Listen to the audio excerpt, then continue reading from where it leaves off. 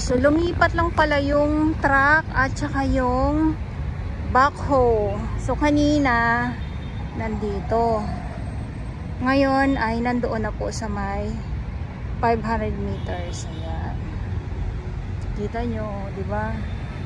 Ganito ang ating Dolomite Beach po pag talaga namang umaarangkada ang makinarya or napapasadahan po ng machine, yung maliit. Panglinis din po yun kasi yung mga maliliit na mga kalat na nasa ilalim nitong Dolomite Beach ay nakukuha po siya.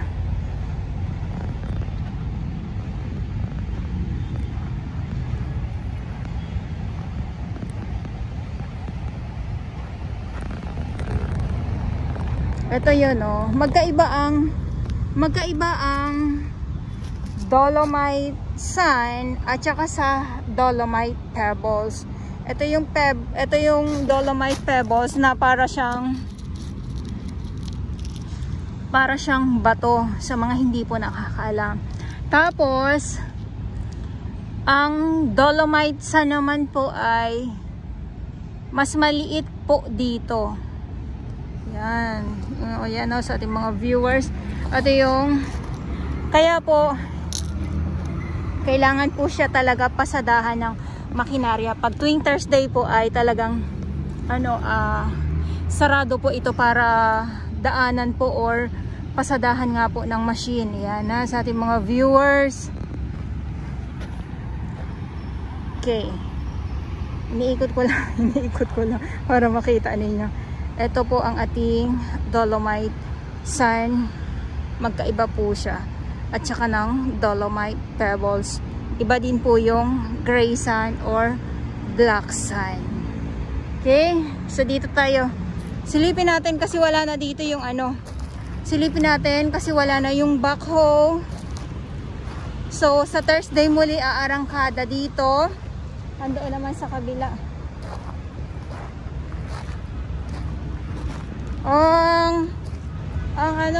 Ang sarap po, konting na lang po at mapapantay na po ang ating Dolomite Beach po. Ayan.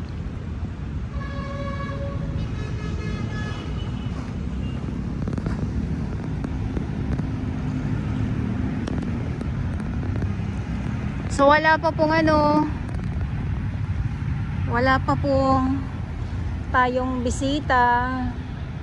So mamaya niyan kasi pag alas 4 ay pwede na pong pumasok yung ating mga gustong mag-picture dito sa loob ng Dolomite Beach.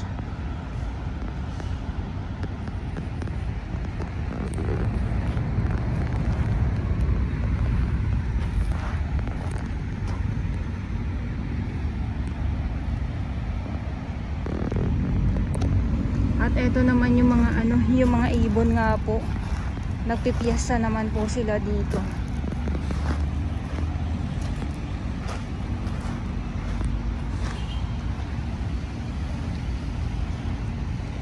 Yan o.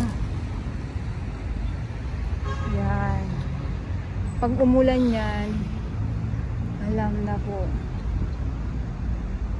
alam nyo na po, marami tayong makikita ditong mga lamang dagat dito sa Dalampasigan.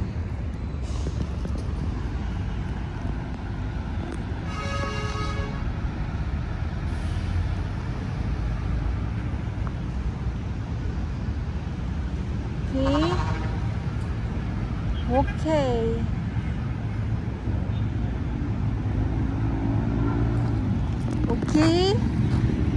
So dito na tayo.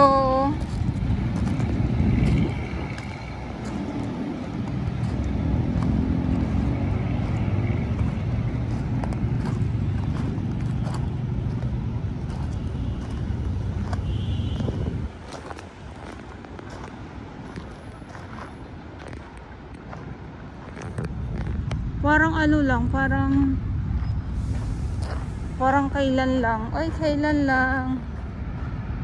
Ang bilis. Ang bilis ng ano, ang bilis ng panahon. 2025 next year 2026. Nako, ay grabe na yan.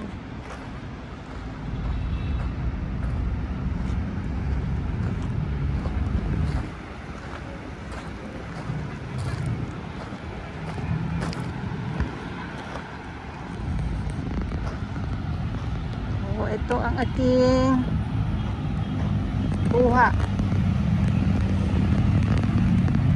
Ito yung update natin.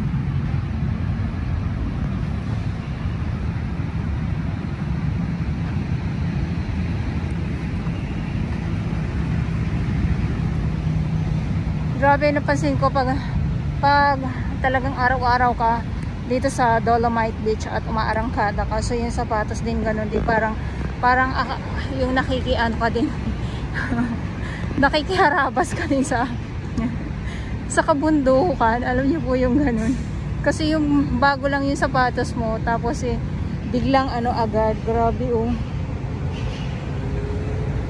Wala lang, nakwento ko lang, si kuya napagod na.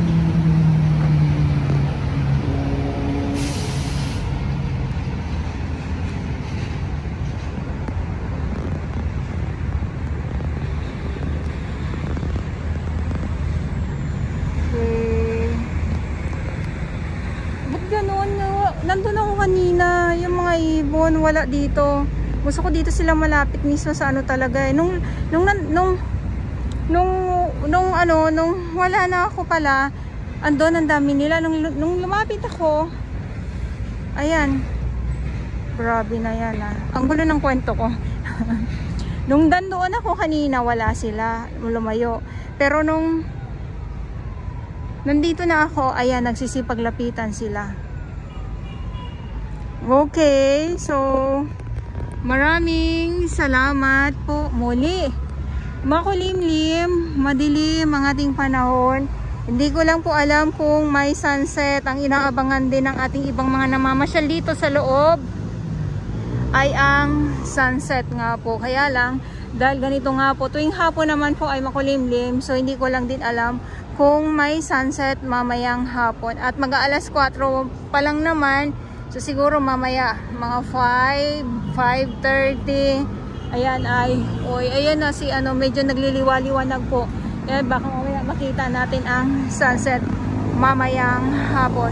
So muli, iting update natin ngayon dito sa Manila Bay, Dolomite Beach. At sa mga baguhan, yes, welcome sa channel ni Miss July ni Dora Bells.